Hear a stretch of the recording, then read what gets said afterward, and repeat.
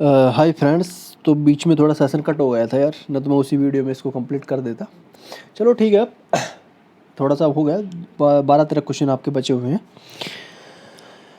तो हम डायरेक्ट चलते हैं। हम कहाँ लास्ट सेशन में कहाँ छोड़ दिए थे? इसमें 88 क्वेश्चन हमारा डिस्कस कर रहे थे हम, है ना।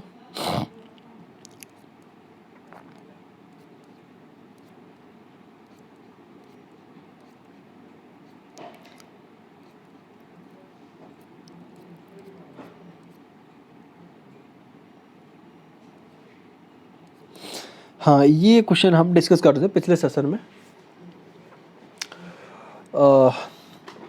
तो ये जो क्वेश्चन है आपका, एक लिस्ट फर्स्ट से लिस्ट सेकंड में आपको मैच करना है। तो लिस्ट फर्स्ट आपकी क्या कर रही है? ये इंडियन एविडेंस एक्ट का क्वेश्चन है। तो सेक्शन दे रखे हैं, सेक्शन को मैच करना है। अगर आपको सेक्शन को अगर आपने इसको सेक्शन नंबर आपके याद होंगे तो आपसे ये क्वेश्चन बहुत इजीली हो जाएगा आपने। अब देखिए, इसमें मैच करते हैं। इसमें दे रखा है सेक्शन 133, 124, 101, 141। इधर दे रखा है burden of proof, leading questions, official communication, accomplice as witness. तो जो 131 आपका जो अकम्पलिस ऑफ एज विटनेस है वो मैच करता है आपका सेक्शन 133 को। 133 सेक्शन में अकम्पलिस ऑफ एज विटनेस की बात की गई है। इसके अलावा अगर मैं बात करूँ, देखो 101 सेक्शन 101 सेक्शन 101 जो आपका बात करता है, वो जो बात करता है बर्डन ऑफ प्रूफ की बात करता है। इसके अलावा सेक्शन आपका 141 जो आपका हो गया आपका, वो जो बात करता है लीडिंग क्वेश्चंस की। तो आंसर आप इसमें सेलेक्ट कर सकते हो इस तरीके से। 131 ए हो गया, ए में आ रहा है 4, ए में ये हो गया, डी आंसर हो जाएगा। आंसर हो जाएगा आपका इसमें डी। ए में आपका 4 हो गया, अकम्पलिस एज विटनेस, वो सेक्शन 133 बात करता है। सेक्शन 124 बात करता है, वो बात करता है बी आपका 124 जो आपका बात करेगा वो आपका बात करेगा ऑफिशियल कम्युनिकेशन की। और सेक्शन 101 जो बात करता है वो आपका करता है बर्डन ऑफ प्रूफ। और डी जो बात करता है 141 ये बात करता है आपका डी में आपका सेकंड लीडिंग क्वेश्चंस की बात करता है। इस तरीके से आपका ये हो गया। 64 देखते हैं हम। 64 क्या करते हैं? डिवाइडेंड है आपका। डिवाइडेंड वो आ रहा है example of which head of sources of income under the Indian income tax act है। जो डिवाइडेंड है वो एग्जाम्पल है of which head of source. ठीक है, आय के किस स्रोत का वो उदाहरण है। अब ठीक है, जो आपका डिवाइडेंड है वो लाभांश है, वो आ रहा है example of which head of source of income. आय के किस स्रोत का एक उदाहरण है। Under the income tax act जो लाभांश है वो आपके आयकर अधिनियम के तहत आय के किस स्रोत का एक उदाहरण है, किस एग्जाम्पल है वो। तो देखो, profit from business and profession, capital gains, income from other sources और सैलरी। तो इसका जो आपका आंसर हो जाएगा वो हो जाएगा आपका सी, इनकम फ्रॉम अदर सोर्सेज। वो आपका डिवाइडेंड कहलाता है ना, इनकम टैक्स एक्ट के अंतर्गत। तो इसका जो आंसर हो जाएगा वो आ जाएगा आपका सी, इनकम फ्रॉम अदर सोर्सेज। 65 हम देख रहे थे, क्वेश्चन नंबर 9 है हमारा। लो का क्वेश्चन है वो 65 है। पावर टू इम्पोज टैक्सेज, जो टैक्सेस को इम्पोज करने की पावर है वो इज फाउंड इन किस में पाई जाती है, कर लगाने की शक्ति किस में पाई जाती है। आर्टिकल 265, 245, 260, 256। जो 65 है वो बात करता है ए की, सेक्शन 265। आंसर हो जाएगा ए। जो आपका जो 65 क्वेश्चन है वो एक ही आंसर, एक ही बात कर रहा है। ये कह रहा है कि power to impose taxes is found in, कर लगाने की जो शक्ति है किस में पाई जाती है। तो ये पाई जाती है आपके सेक्शन जो आपका आर्टिकल है 265 उसमें पाई जाती है ना। अनुच्छेद 265 में आपकी पाई जाती है। Power to impose taxes is found in article 265 में पाई जाती है। अब इसके अलावा हम चलते हैं अगले क्वेश्चन की तरफ। 91 ये कह रहा है कि which of these rights is grant किए गए हैं इन the international covenant on economic, social and cultural right 1966। तो जो international covenant on economic social cultural right 1966 है, वो किस निम्नलिखित में से किस राइट्स को ग्रांट करने की बात करता है? Right to seek asylum, right to seek and receive asylum, right to liberty and security of a person, right against torture और right to just and favourable work condition. तो ये जो बात करता है, ये बात करता है आपके बी के, right to liberty and security of the person. Economic social और जो ICESCR है आपका, ये बात करता है आपके right to liberty and security of the person की। तो इसमें 66 में जो आपका आंसर हो जाएगा वो हो जाएगा आपका 66 में आंसर हो जाएगा। पर रुकिए यार, इसमें आंसर आपके, रुकिए थोड़ा, गलत बता दिया आपको। राइट टू सीक नहीं आएगा भाई, right to seek liberty and security of person नहीं आएगा, इसमें आएगा right to just and favourable work condition. ये एक बार मैं आंसर की चेक कर लेता हूँ, इसमें ये है या ये है, 2 मिनट आप वेट करिए, इसमें एक बार मैं आंसर की इसमें चेक कर लेता हूँ कि इसमें पेपर में आपको क्यों थोड़ा सा कन्फ्यूजन है ना, इस क्वेश्चन में थोड़ा सा कन्फ्यूजन है। क्वेश्चन यहाँ पे बी कर रखा है तो ये तो गलत भी हुआ। Right to liberty and security of person, यार इसकी बात करता है कि right to just and favourable work condition. तो आंसर की देख लेता हूँ मैं एवरेस्ट के ना।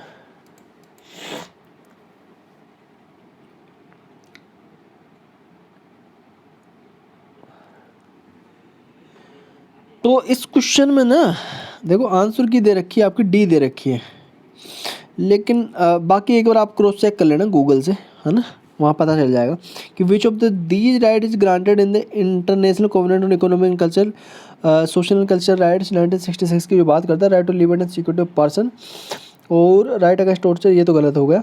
Right to seek and receive asylum, ये भी नहीं है।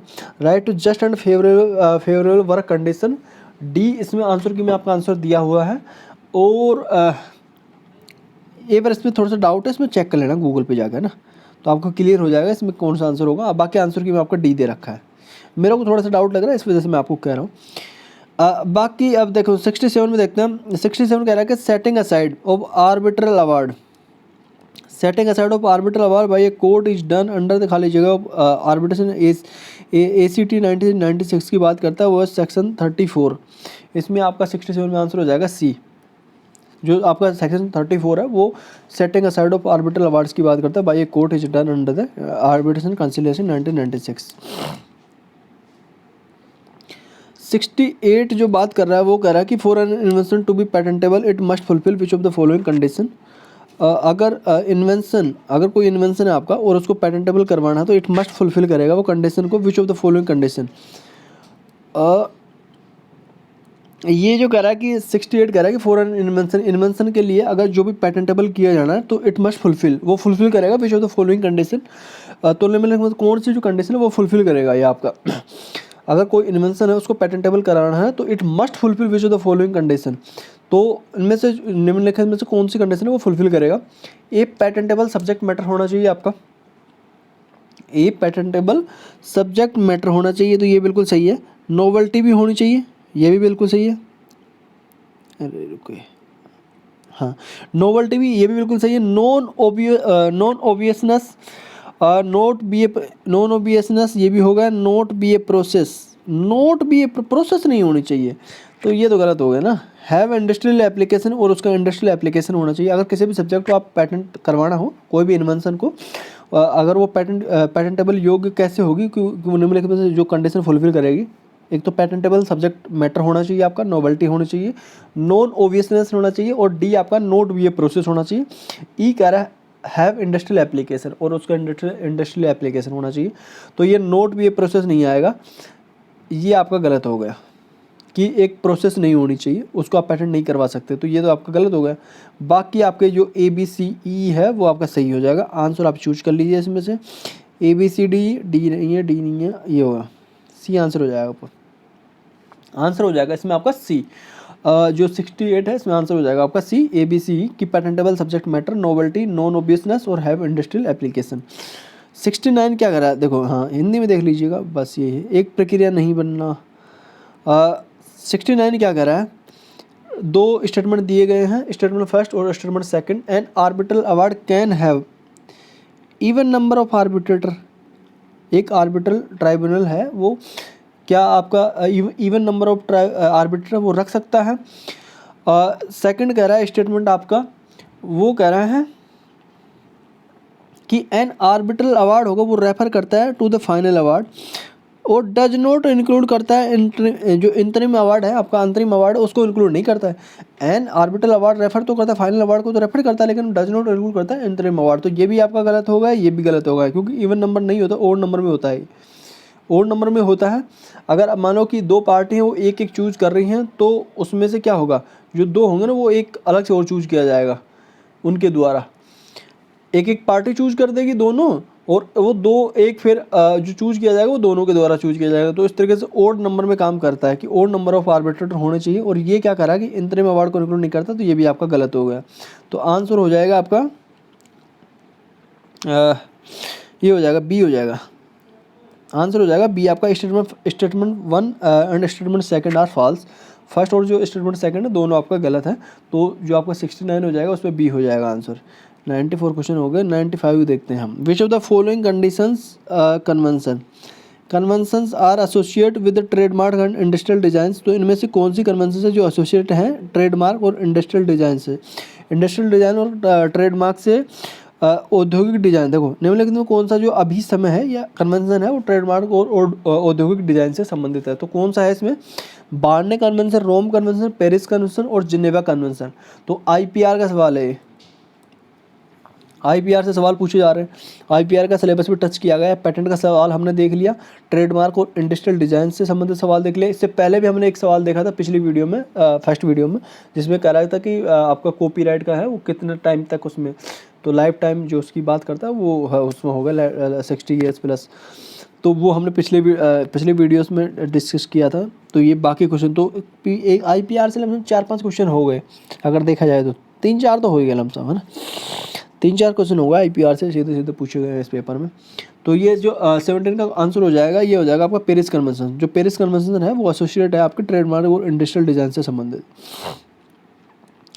71 की जो बात करता है वो कह रहा है कि explanation 2 of section 375 of the Indian penal code was read down in. ठीक है, भारतीय दंड संहिता की जो धारा 375 का जो स्पष्टीकरण है 2 है वो नीचे पढ़ा गया था, किसमें पढ़ा गया था। तो ये तो एक फेमस आपका एक केस है जिसका नाम आपको याद होना ही चाहिए, independent thought versus union of India. Common cause versus नहीं, आंसर हो जाएगा इसमें बी।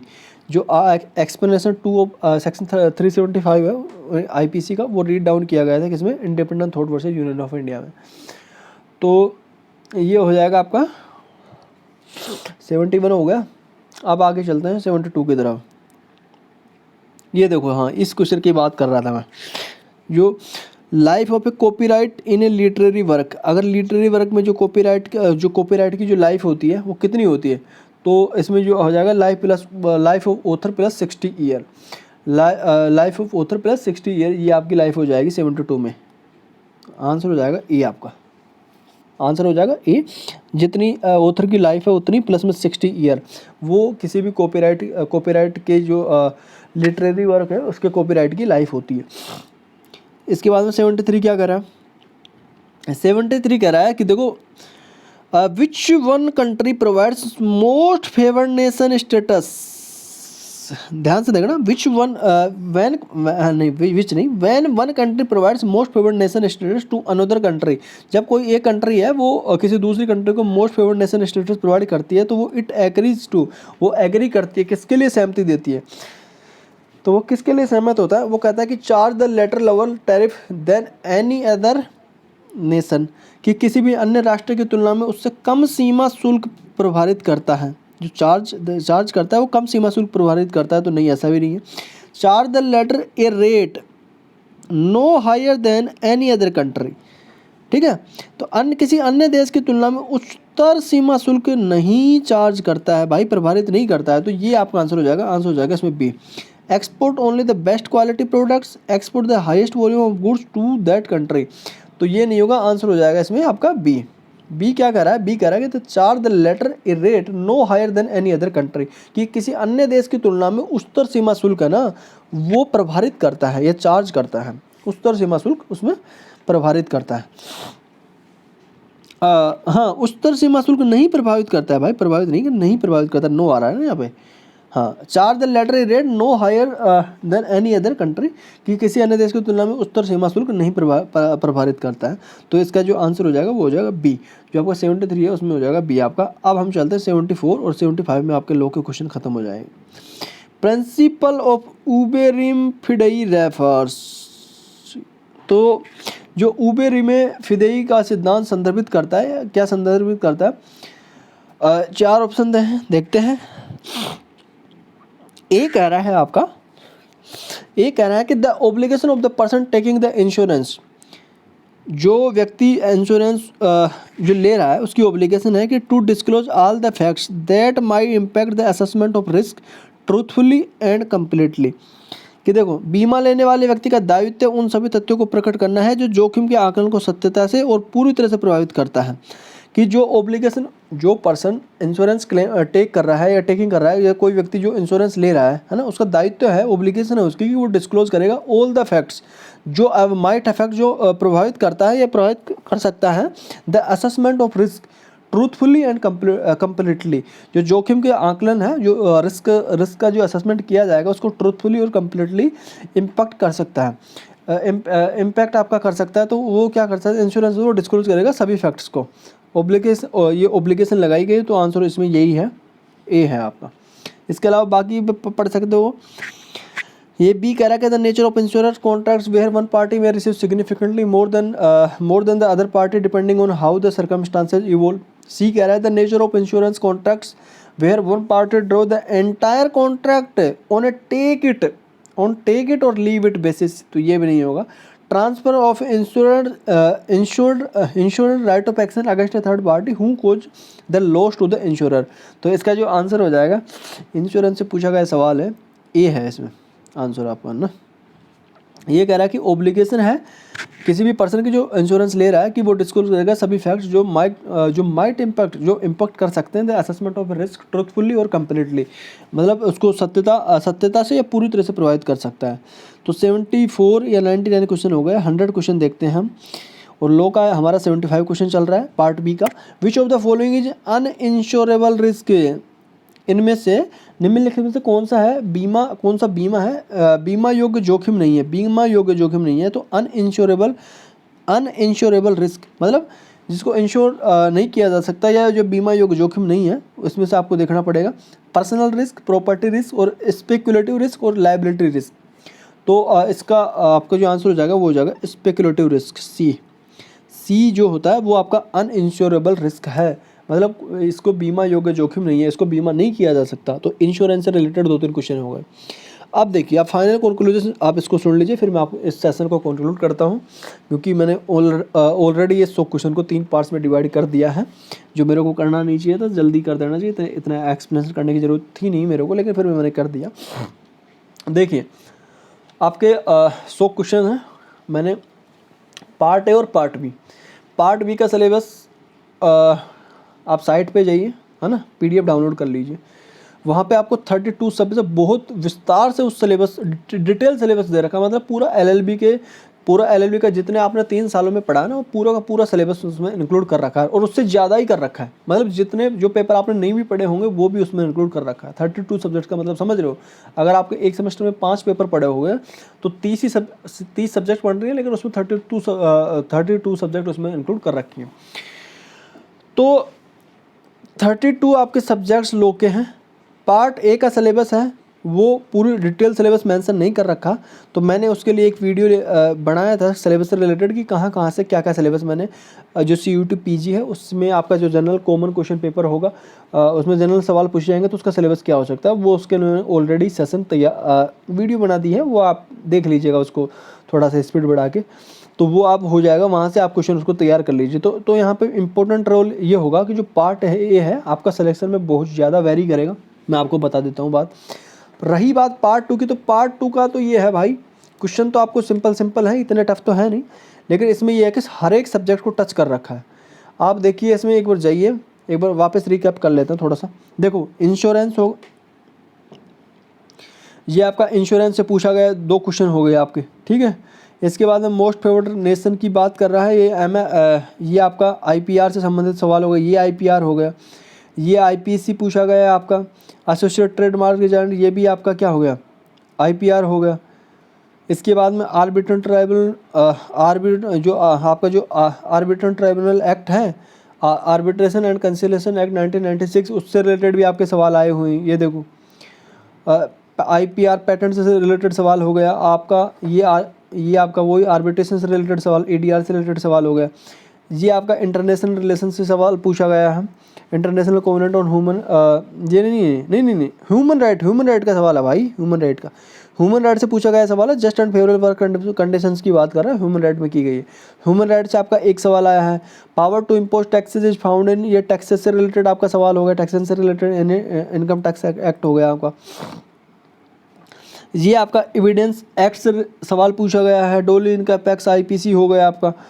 इसके बाद में देखो ये invoking necessity for ground of wrongful act हो गया आपका, नेसेसिटी की जो बात करता है ना, टोट हो गया आपका,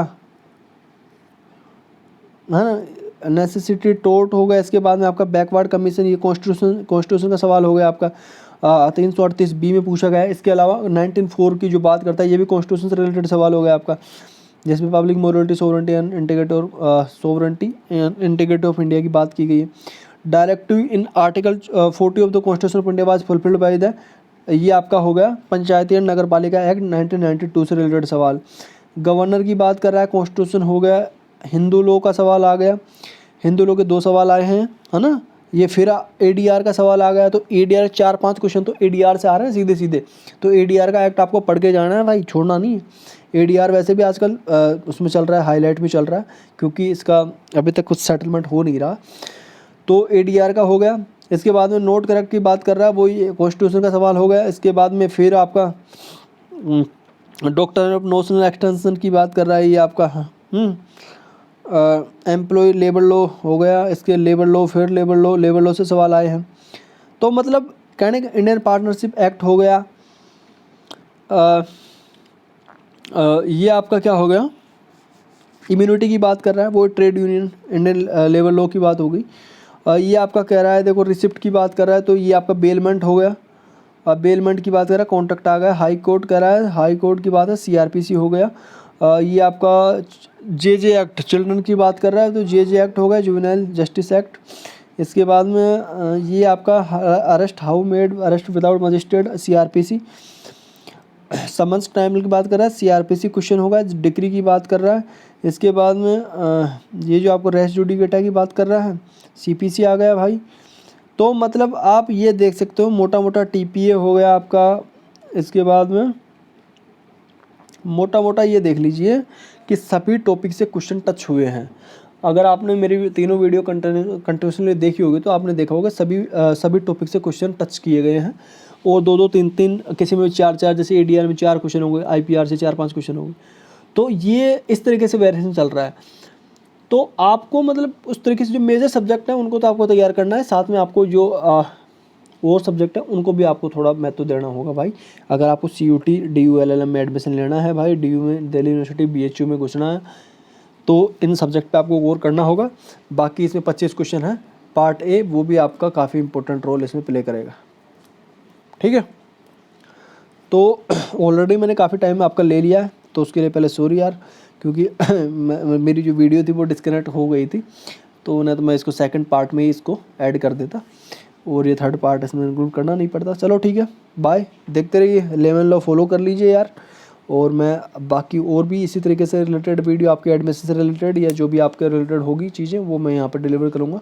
आज थोड़ा मेरा हेल्थ थोड़ी ठीक नहीं थी, तो आप इसको कोऑपरेट करिएगा, ठीक है स्टूडेंट्स। मिलते हैं, बाय बाय। चैनल सब्सक्राइब कर लीजिए यार, थोड़ा लाइक वाइक दे दीजिए, और अगर हाँ एक बात कमेंट में आप मेंशन करना बताइए कि मैं थोड़ा कैसा क्या मतलब ठीक चल रहा है कि नहीं चल रहा, और ये थोड़ा और इम्प्रूव करने की ज़रूरत है, ठीक है। बाय, मिलते हैं अगले वीडियो में।